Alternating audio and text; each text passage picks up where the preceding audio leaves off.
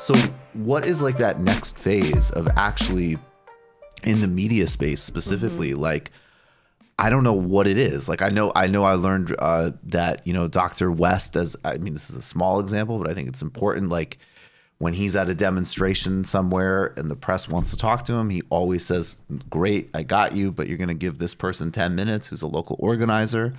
That's the quid pro quo of getting FaceTime with me as a celebrity. That's great. But like, what is this bigger effort so that, because Claire McCaskill is going to say the same thing on television tonight. Yeah. And we always knew it was wrong, but you've really shown that it's wrong. What's the next kind of layer, I guess, on that national or media level of like actually countering that narrative, you think? I think it's just going to be a lot of voices. I mean, the same way that you had, these small donors who showed that the Sanders campaign was viable. I think it's going to take a lot of people who recognize, the fallacies with the narrative, who speak up.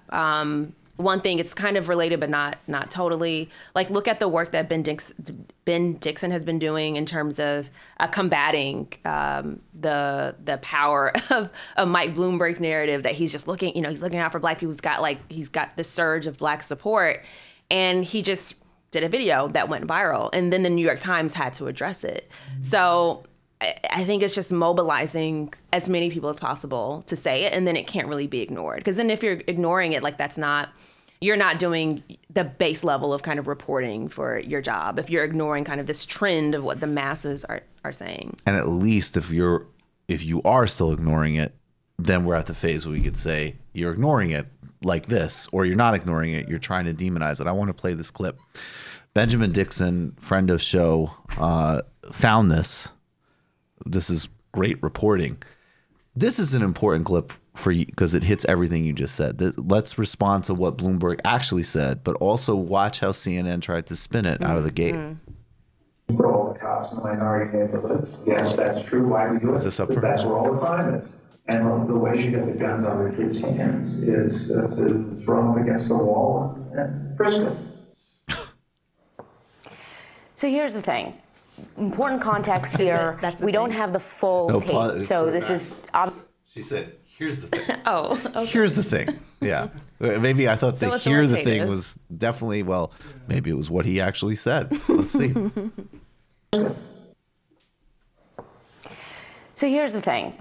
Important context here. We don't have the full tape. So this is obviously snippets that have been released. The podcaster and the writer that released this sound is clearly a Bernie supporter. If you look at his Twitter feed, he's very anti-Bloomberg. He is promoting a hashtag, Bloomberg is a racist. We don't know how he got the sound to begin with. So lots of questions are being asked, especially on the timing of this. As you noted in your introduction, a poll yesterday shows Bloomberg rising in the polls and particularly strong support in the African-American community. He polled at 22%, just behind Joe Biden at 27%. So the timing here and the mission here all calling into question. But we also know, right, Christina, that Bloomberg is going to face continued questions about about the stop and frisk policy.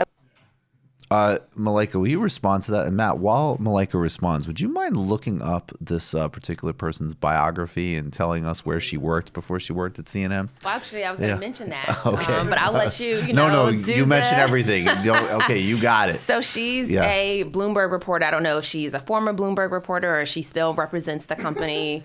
But here's the thing. Here's the thing from this random person who just came from nowhere to address this issue. So she has worked with the company at some point. And Ben Dixon has not been, quiet about, where his interests lie, where his priorities lie in terms of kind of progressive advocacy. But none of that addresses the actual tape. These are the words that are coming out of his mouth. We can hear it. So how do we address that? And so the fact that this is the angle that they start with about something that is so draconian and dehumanizing, and the way that it's framed as just some sort of biased, gotcha, instead of something that caused harm for years, for hundreds of thousands of people of color, and that is not treated with that kind of urgency, that should tell you something about where our media is right now. And the only way, I'm not even trying to be flippant, right?